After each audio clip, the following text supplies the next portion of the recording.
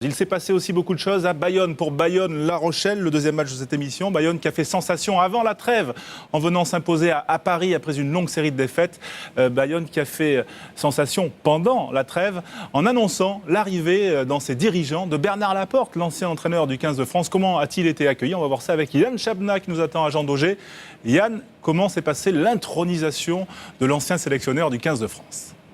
Oh bon, on va pas tout vous révéler concernant l'issue de cette rencontre. Y a-t-il eu de la joie ou de la déception du côté de Bernard Laporte? Toujours est-il qu'il était bien là aujourd'hui, le nouvel homme fort de cette équipe de l'Aviron Bayonnais. Il a été accueilli par Francis Salaïgotti, le président, et il a pris ensuite place en tribune dans ce stade de Jean Daugé qu'il découvre désormais en tant qu'administrateur, qu'en tant que conseiller présidentiel. Ici, on le découvre en tribune, Bernard Laporte, donc avec Alain Flelou. Il venait assister à ce premier match de ces nouvelles couleurs, cette équipe bayonnaise qui, après 3 défaites à domicile, espérait bien retrouver le goût de la victoire devant son public. Et tout est parti très très vite dans ce match après une première pénalité ratée par les Bayonnais. On voit les 3/4 se mettre à leur avantage. Ici, c'est Thibaut Lacroix qui a parfaitement attaqué la ligne. Rémi Martin, ensuite, ancien joueur du Stade Français. Il a connu d'ailleurs Bernard Laporte en tant qu'entraîneur sous le maillot parisien.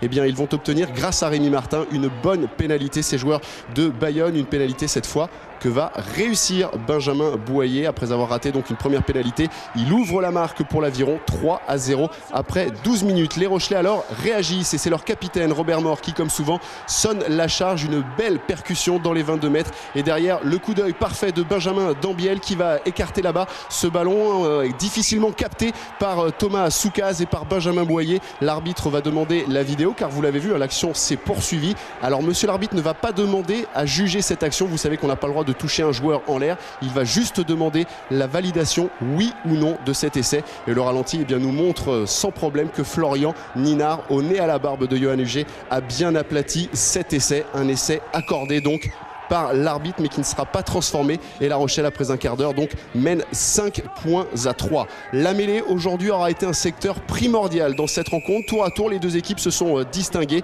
Ici, ce sont les Rochelais qui se mettent à la faute après avoir été de nombreuses reprises avertis. Léo Poulou prend un carton jaune, expulsion de 10 minutes, une expulsion dont vont profiter les joueurs bayonnais. On va un peu écarter les ballons à l'image de Benjamin Boyer, tout d'abord qui défie la défense, et puis ensuite on va écarter cette balle bien placé dans la ligne. Yoann Huget, regardez le bon travail de Yoann Huget, il efface le dernier défenseur, il peut aller sans problème aplatir cet essai, le premier de la rencontre. Yoann Huget, le néo-international de sélection, il était de la victoire face à l'Argentine, il était de la déroute contre l'Australie, il évacue sûrement ici tous ses mauvais souvenirs sous le maillot du 15 de France. 10-5 à la mi-temps, l'équipe de Bernard Laporte, de Francis Salaïgotti et d'Alain Flelou mène, mais tout reste à faire dans cette seconde période. Une seconde période que les Bayonnais vont attaquer tambour battant. Regardez cette mêlée jouée à 5 mètres. Julien Puricelli qui s'échappe et qui va aller aplatir cet essai. Que dit l'arbitre?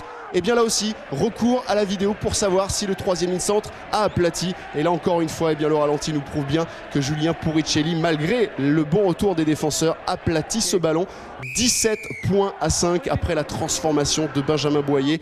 L'équipe de l'Aviron Bayonnais qui fait le break immédiatement en début de seconde période. Mais regardez cette fois, c'est la mêlée rochelaise qui se prend enfin en responsabilité, qui décide enfin de faire mal, d'agresser son adversaire. Et Benjamin Dambiel, lui aussi, peut-être en pleine réussite, va ramener son équipe grâce à 2 pénalités en moins d'un quart d'heure. Le break est complètement annihilé par les joueurs bayonnais qui reviennent donc à 17-11. Le bonus défensif est tout à fait possible, tout à fait dans les cordes de cette équipe rochelaise. Sur ce hors-jeu bayonnais, Benjamin Dambiel, encore une fois, ne manque pas la cible. Les pénalités se sont enchaînées suite à des mêlées gagnées par les Rochelais. 17-14, tout est encore possible. La victoire, pourquoi pas. Le bonus défensif, très certainement. Mais la mêlée bayonnaise, à son tour, reprend l'ascendant et se montre parfaitement dominatrice. Dans les dernières minutes, ils vont obtenir 2 pénalités coup sur coup.